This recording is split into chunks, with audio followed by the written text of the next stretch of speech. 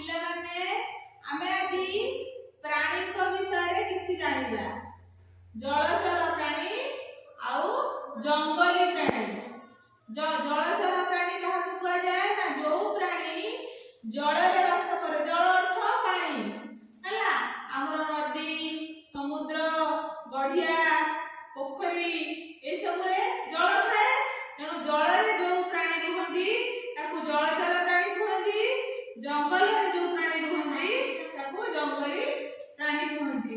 ଜଳରେ କୋଉ ପ୍ରାଣୀ ରୁହନ୍ତି ନା ମାଛ, ଗେଣ୍ଡା, ଶାମୁକା, କଇଁଛ, ସାପ ହେଲା, କୁମ୍ଭୀର ଏସବୁ ଜଳରେ ରୁହନ୍ତି। ସେମିତି ଜଙ୍ଗଲରେ କୋଉ ପ୍ରାଣୀ ରୁହନ୍ତି ନା ହାତୀ, ଘୋଡ଼ା, ବାଘ, ଭାଲୁ ଏସବୁ ଜଙ୍ଗଲରେ ରୁହନ୍ତି ହେଲା।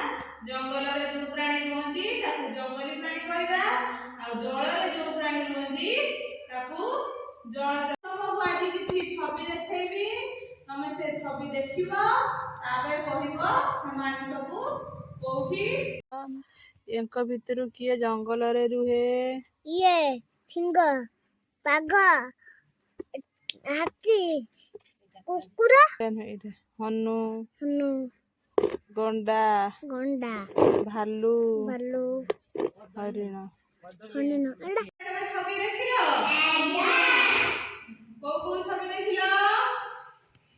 କୋଉ ଛବି ଦେଖିଲ?